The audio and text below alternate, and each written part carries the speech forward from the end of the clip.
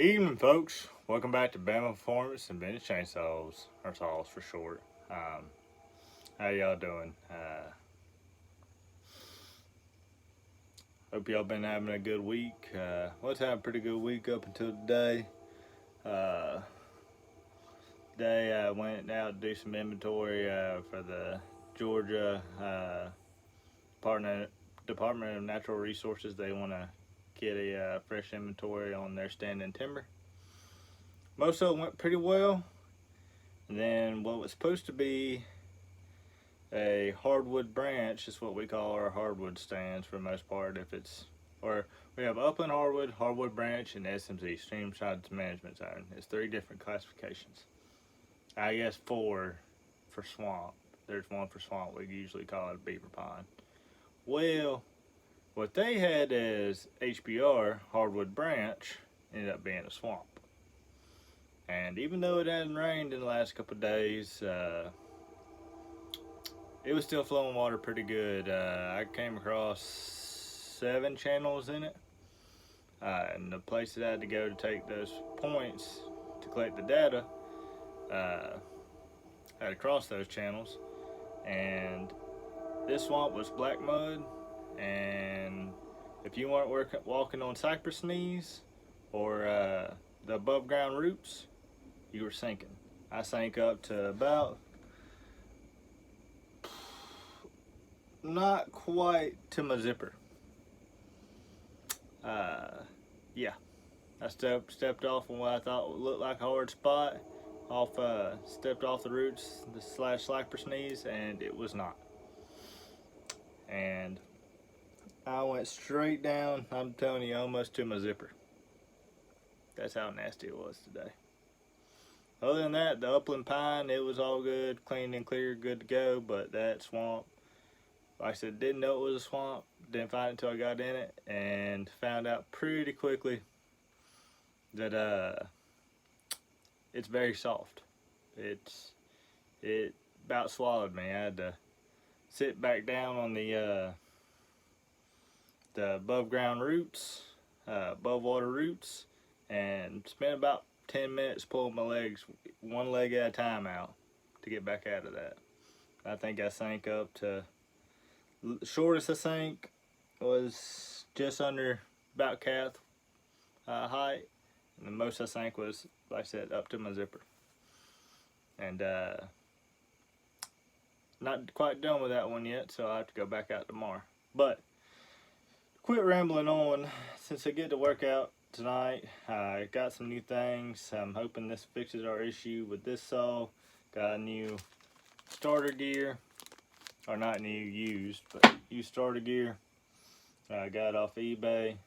So let's see if we can get this 850 where it'll start. Or well, at least the starter works. Let's try to do that. So let's go ahead and start pulling her off. These shouldn't be tight. I left them loose for this reason, because I knew I'd be coming back in it.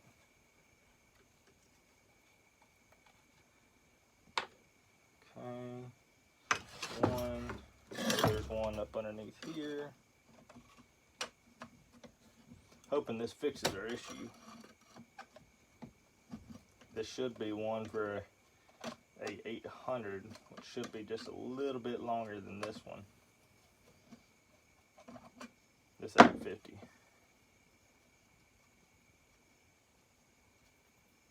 But we will have to see. One there.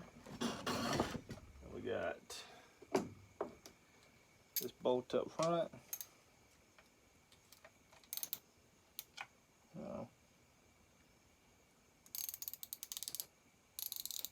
I think my socket's about ready to give up the ghost. Or not socket, but my French. See how long it stays with us.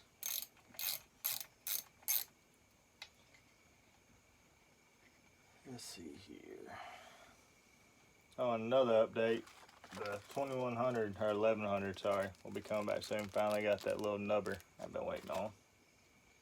I'll probably be working on that after I get this done. Can't really figure out if I got the air leak fixed, because this thing's so hard to crank because it's skipping. The starter paws are skipping over because this one's so worn out. So that's what we're gonna have to do, is change it up and see.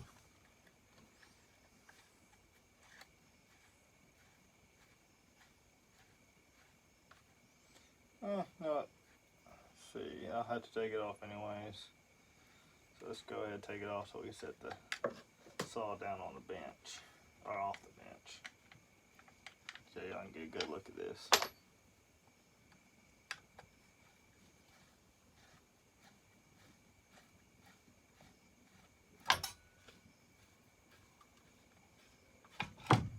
There we go. And I'm thinking about changing out these paws for straight jawed paws. Yeah, this one ain't got near the wear that this one does. Ain't got near the wear, so that's a good sign. All right, let's set this guy down. Let's sit her right behind us for now.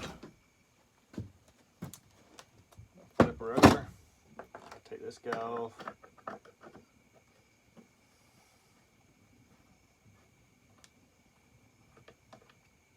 Three bolts.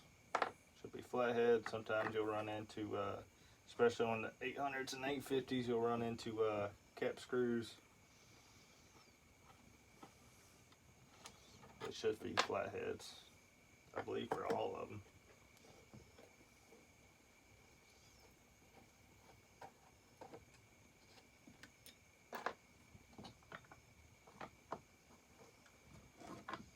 Alright, and we gotta hold this guy down while we try to pull this guy off.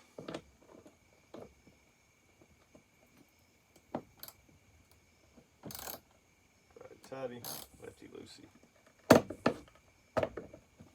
Shouldn't be overly tight.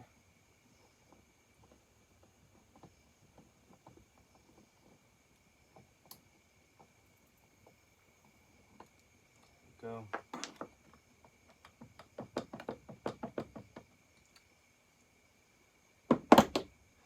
Let's see, do I got a small punch? That one may work.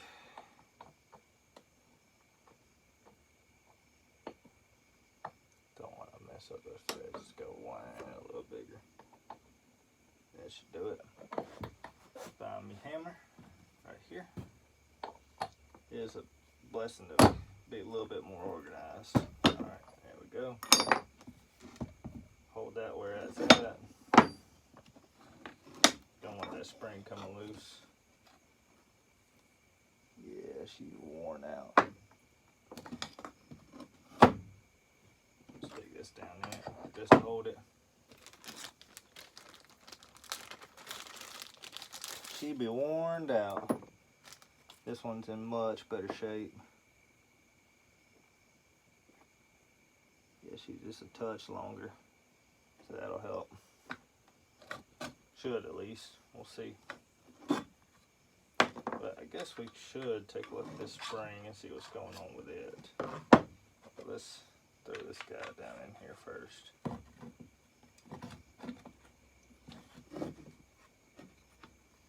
Come on now. Be a little bit of pain trying to line this sucker up.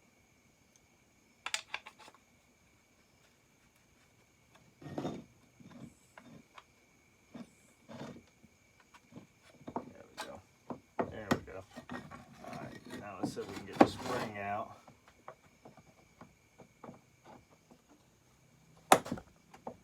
Popping this whole spring out. There we go. Spring's not broken, but this starter gear's pretty shot. See all that corrosion on it?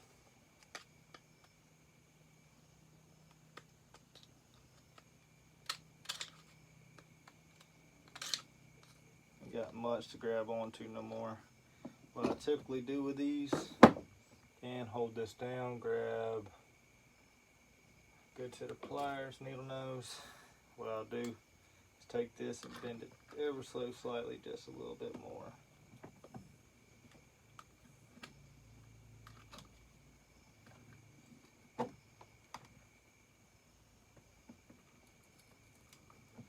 There we go. That should do it. That should do it. ahead and see if we can get this guy back in.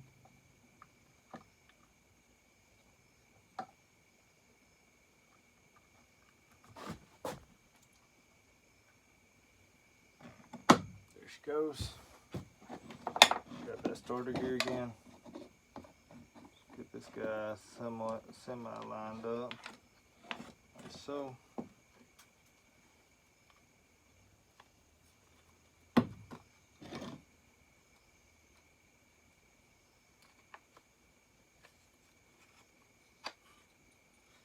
Come on. There we go. Yep. That should do us right. Take the bolt. Oh, it fell back out of there.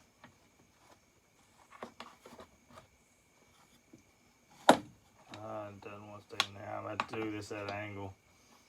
It'll stay in there. Just gotta get this bolt started.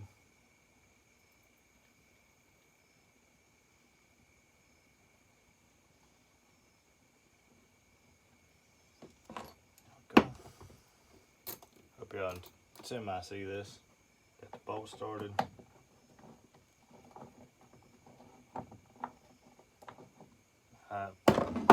Fell out of socket there. Just hold it like that. Tighten your bolt back down.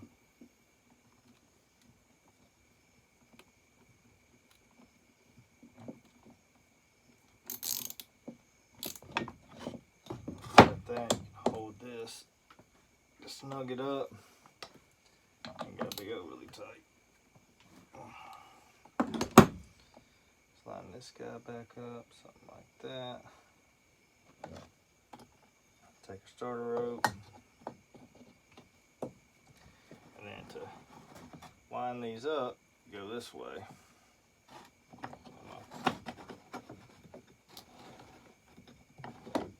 She should be catching now. Yes, she is.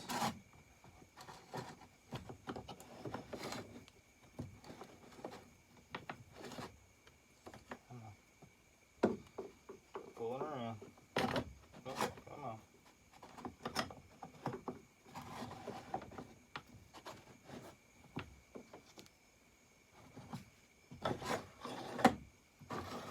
Give her one last turn. That should do it. That should do it there. Alright. Let's put these guys back in. Kind of just fiddle with them until you get them lined up. They'll find their home.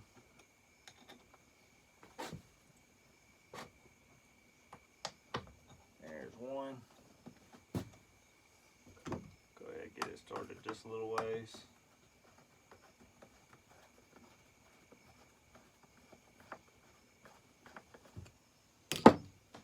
See about 2 and 3. Gonna have to play around with just a titch. I think you gotta come that way for that one. See, that's right. And this one. And you can put blue Loctite on them. I usually just watch them. That one's one to be a little aggravating. Let's try it like that.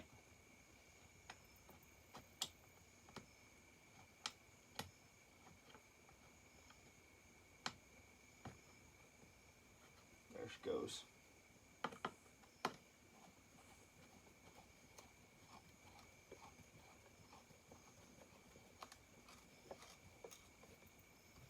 There we go.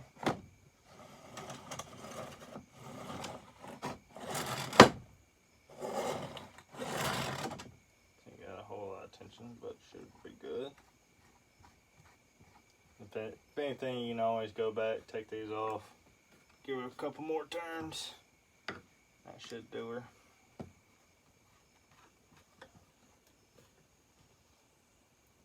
There we go. Now see how she lines up with her flywheel. Like I said, this one's got a collar on it. It should be a touch longer, which should match up with this flywheel.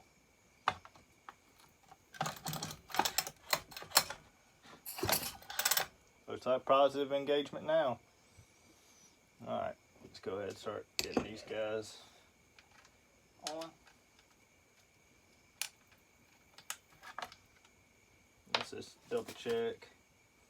Oh yeah, we got good engagement now. Real good. I said the 800s have a little bit longer crank, or Supro 80s, 850s. I think the early 800s, they didn't have a collar on here. The crank was actually just a little bit longer, so it didn't need the extra length on the let's go. But this one needed it, so that's what we did. We'll put this one back in here.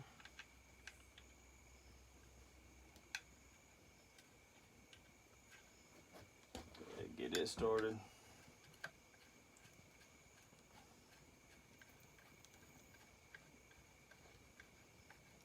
She won't be flopping all over the place. We'll turn her up. Grab this guy. I guess we do have this one down at the bottom, do we? So we'll have one there, one here. There. Or we put one up here. Let's put it up here. Why not? We'll have one down in the bottom anyways. Got this guy down in the bottom. Can always be fun to get started. Usually try to put it on before this little skid plate. There we go. And this guy up front. Let's get him started.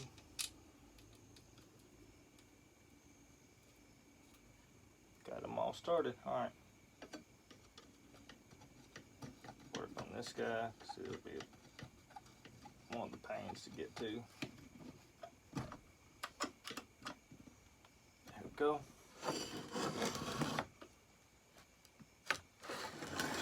Turn you this way so you can see what I'm doing. Just putting it back together.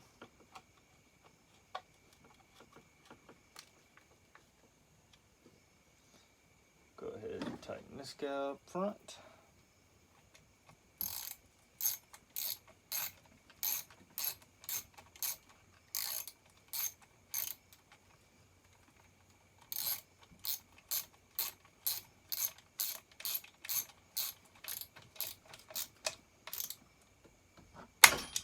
Go. That'll be tight enough for girls we go with. I still gotta get a bolt for back here, and I need to find another one to put up here, but I think I got one from a port saw somewhere.